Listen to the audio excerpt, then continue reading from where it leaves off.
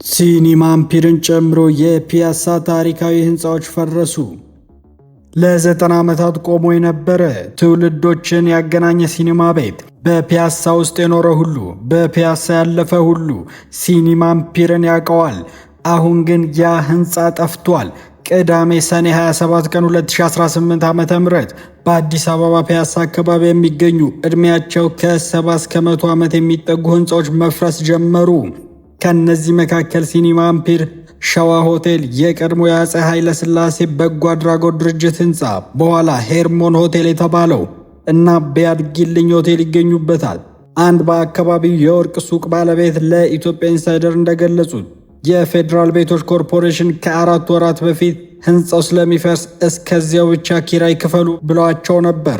ምክንያቱ ደግሞ ከአድዋ ድል መታሰቢያ ሙዚየም ፊት ለፊት እየተገነባ ያለው አራዳ ሌክዠሪ ሞል ለማስፋፋት ነው። ይህ የገበያ ማዕከል በ2 ሄክታር ቦታ ላይ ያረፈ ሲሆን የከተማ አስተዳደሩ ከግል ባለሀብት ጋር በአጋርነት እያስገነባው ነው። ይህ የማፍረስ ስራ ድንገተኛ ነበር ይላሉ የአካባቢው ነጋዴዎች። ማንም እንደዚህ በፍጥነት ይደርሳል ብለው አላሰበም ብለዋል። ትልቁ ጥያቄ ህንፃዎቹ ቀደም ብለው በቅርስነት ተመዝግበዋል ተብለው አልነበር ወይ? ከ2 ዓመት በፊት ተመሳሳዩ ውዝግብ ተነስቶ ነበር።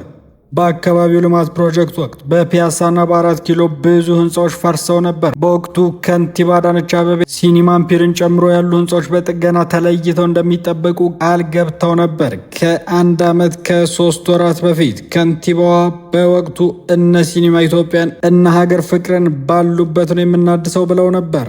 የፌዴራል ቅርስ ጥናትና ጥበቃ ባለስልጣን ዋና ዳይሬክተር አቶ አበባው አያሌው ግን የተለየ አቋም አላቸው። ሲኒማ አምፒርም ሆነ ሸዋ ሆቴል ባለስልጣናችን በሰጠው የቅርስ መመዘኛ መስፈርት 49% እና ከዚያ በታች ውጤት ስላገኙ የቅርስ እውቅና የላቸውም ብለዋል። እርሳቸው እንደሚሉት የከተማ አስተዳደሩ ባህልና ቱሪዝም ቢሮ የቅርስ ቤት ነው የሚል ስያሜ የሚሰጠው በምን መስፈርት እንደሆነ ግልጽ አይደለም። ይህ በሁለቱ ተቋማት መካከል አለመግባባትን ፈጥሯል። ስማቸው እንዳይጠቀስ የፈለጉ አንድ የኪነ ህንፃ ባለሙያ ግን ተቃራኒ አቋም አላቸው። ቅርስ የድሮ ብቻ አይደለም፣ ዘመናዊ ቅርስም አለ። ይህ ከተማ ካለፈው ጋር ያለውን ትስስር እያጣ ነው ብለዋል። በ1920 ዓ.ም የተገነባው ይህ ህንፃ ብዙ ትውልዶች ሲኒማ ሲያዩበት ያደጉት ስፍራ እንደነበር ልብ ይለዋል። አንድ ከተማ ስታድግ አሮጌውን ማዘመን ተገቢ ነው። ነገር ግን ታሪኳን ሙሉ በሙሉ ስታጠፋ ወደፊት ለልጆቿ የምታስተላልፈው ትዝታ ምንድን ነው? ልማትና ቅርስ ተጋጅተው ሲወዳደሱ ትክክለኛ ሚዛን ምንድን ነው?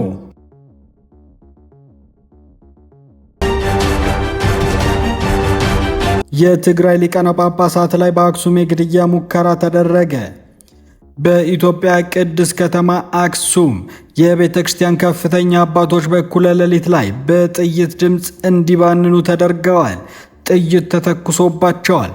በዚህ አስደንጋጭ ክስተት ኢላማቸውም ራሳቸው ሊቃነ ጳጳሳት ናቸው።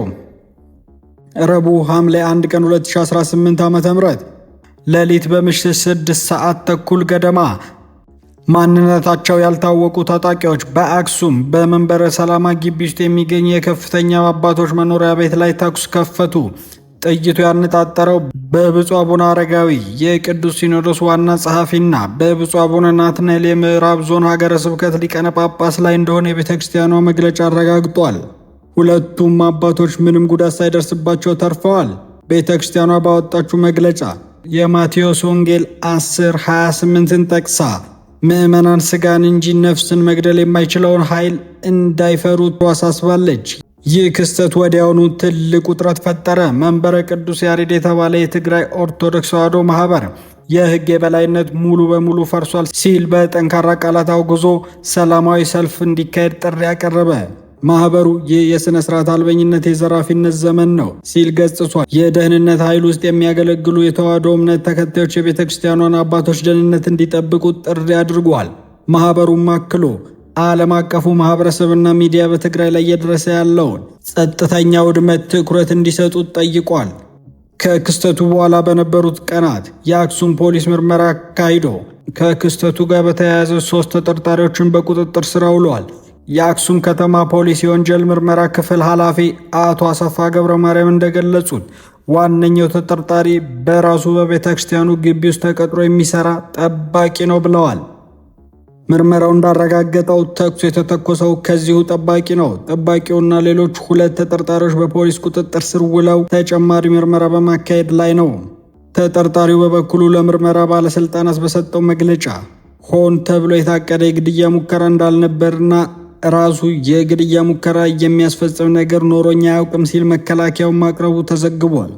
ይህ ግን ከቤተ ክርስቲያኑ የመጀመሪያ መግለጫ ጋር ይጋጫል። ቤተ ክርስቲያኗ ክስተቱን የታለመ የግድያ ሙከራ ብላ ገጽጻው ስለነበር ጉዳዩ አሁንም በምርመራ ላይ ያለ ሲሆን የመጨረሻ ውጤቱ ምን እንደሚሆን፣ እውነተኛ ዓላማው ምን እንደነበር ግልጽ የሚሆነው የምርመራው ሲጠናቀቅ ብቻ ነው።